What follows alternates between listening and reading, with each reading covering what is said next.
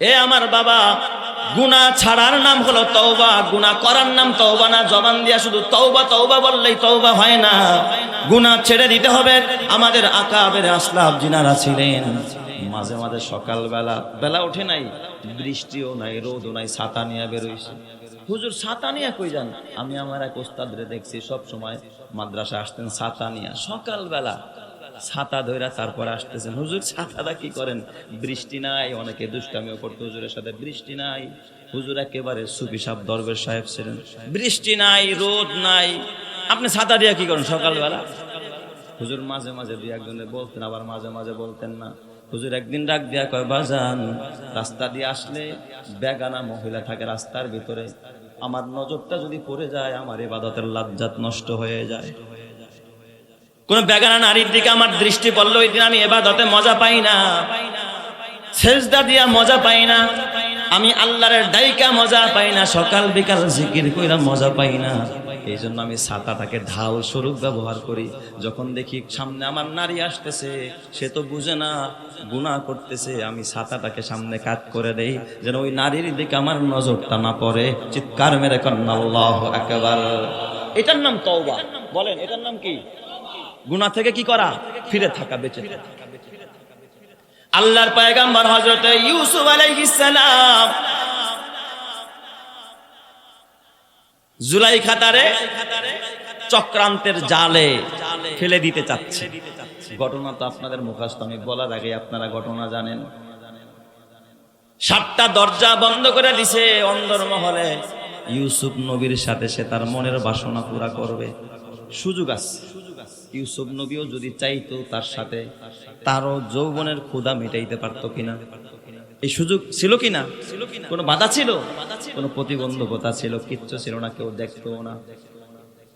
কিন্তু ইউসুফ পয়গম্বর গুনার পরিবেশ, এই যে ফিরে আসা, আল্লাহর পয়গম্বর আল্লাহর ভয় নিয়া ওই জায়গা থেকে ফিরে আসলেন।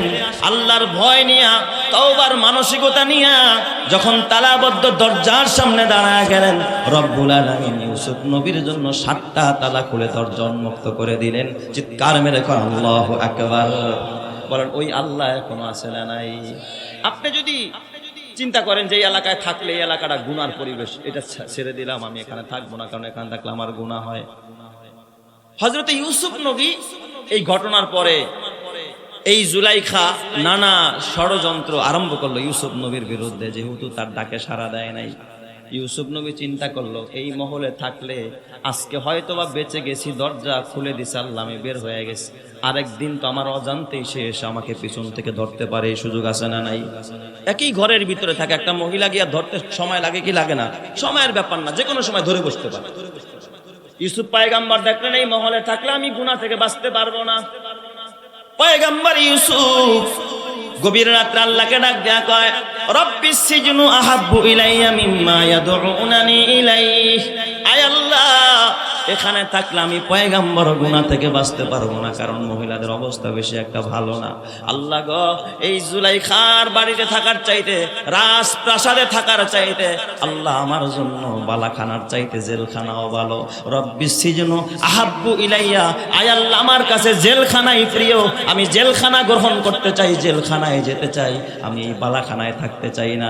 মিম্মা ইয়াদউনানি ইলাইহি। এই দুষ্ট মহিলা আমারে যেই দিকে ডাকে, আল্লাহ আমি এই গুনাহ করতে পারবো না, এই মহলে আমি থাকবো না, তুমি আমার এখান থেকে বের করে আমার জেলখানার মধ্যে ঢুকায়া দাও। এই গুনাহ থেকে বাঁচার জন্য হযরত ইউসুফ পয়গম্বর একদিন আর 2 দিন নয়, বরং 7টি বছর পর্যন্ত বিনা দোষে জেল খেটেছে। চিৎকার মেরে কন্না আল্লাহু আকবার। কি অন্যায় ছিল ইউসুফ নবীর বলেন? কয় বছর জেল খাটছে? 7 বছর। কিসের থেকে বাঁচার জন্য? গুনাহ থেকে। সে জানে এই মহলে থাকলে গুনাহ থেকে আমি কি করতে পারবো না, ওদের জাল দিয়ে আমারে আটকায় ফেলবে। রব্বিস সিজনু আহাব্বু ইলাইয়া মিম্মা ইয়াদউনানি ইলাইহি। এই জন্য হিজরত করা দরকার মাঝে মাঝে। যে এখানে থাকলে অনেক সময় হয় না যে ছেলে মেয়ের দেখলেই এদের সাথে সম্পর্ক হয়ে গেছে, বাঁচা যাচ্ছে না গুনাহ থেকে, সম্পর্ক হয়ে গেছে, পরকীয়া, তুমি বাসা ছেড়ে দাও, আরেক জায়গায় চলে যাও, যেখানে গেলে সেও চিনবে না, তুমিও জানবে না, সিমটা পরিবর্তন করে ফেলো, দেখবা গুনাহ থেকে তোমারে বাঁচায়া দিবেন তিনি, যিনি তিনি কে। এটার নাম তওবা। আর গুনাহ করবেন সকালে, আর খালি করবেন আস্তাগফিরুল্লাহ, মাফ করে, আবারও করবেন। তওবা মানে ছেড়ে দেওয়া। তওবা অর্থ কি? ছেড়ে দেওয়া, ফিরে আসা, ফিরে আসা, গুনাহ থেকে ফিরে আসা। আপনি যদি তওবা করতে পারেন 5টা পুরস্কার আল্লাহ তাআলা আপনাকে দিবেন। জোরে কোন কয়টা? সফলতার ঠিকানা তওবা। এই জন্য আমার বাবা কি সফলতা পাবেন? যদি আপনি তওবা করতে পারেন, আমার রব্বুল আলামিন 5টা পুরস্কার, 5টা হাদিয়া আমার আল্লাহ তাআলা আপনাকে দান করবে। 1 নম্বর হলো সফলতা দিয়া দিবে। আল্লাহ তাআলা বলে, তুবু ইলাল্লাহি আইয়ুহাল মুমিনুন, তুবু ইলাল্লাহি জামিআ আইয়ুহাল মুমিনুনা লাআল্লাকুম তুফলিহুন। হে ঈমানদাররা, সকলে মিলে গণহারে তওবা করো। সবাইকে কেন কয়? কারণ ঘরের ভিতরে স্বামী স্ত্রী সবাই মিললেই গুনাহ করে। চার দোকানে যখন গুনাহ হয় তখন কি যে দোকানদার সেই গুনাহ করে না সবাই করে? অতএব তওবা তো সবারই দরকার। তুবু ইলাল্লাহি জামিআ আইয়ুহাল মুমিনুন লাআল্লাকুম তুফলিহুন। যদি তোমরা তওবা করতে পারো সফল হয়ে যাইবা।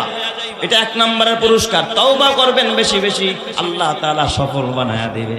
কয় হুজুর গুনাহই করি না, কিসের তওবা করব? না না, বিশ্ব নবীর জিন্দেগিতে কোনো গুনাহ ছিল না, অথচ আমার নবীজি বলেন, ইয়া আইয়ুহাল্লাযীনা আমানু তুবু ইলাল্লাহ, হে ঈমানদাররা তোমরা তওবা করো।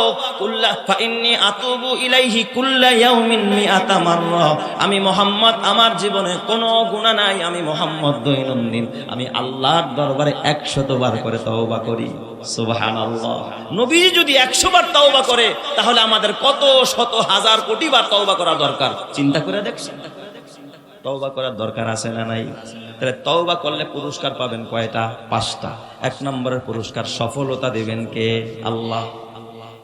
2 নম্বরের পুরস্কার আল্লাহ তাআলা বলেন, ইয়া আইয়ুহাল্লাযীনা আমানু তুবু ইলাল্লাহি তাওবাতান নাসুহা আসা রাব্বুকুম আইয়ুকাফিরা আনকুম সাইয়্যাতিকুম।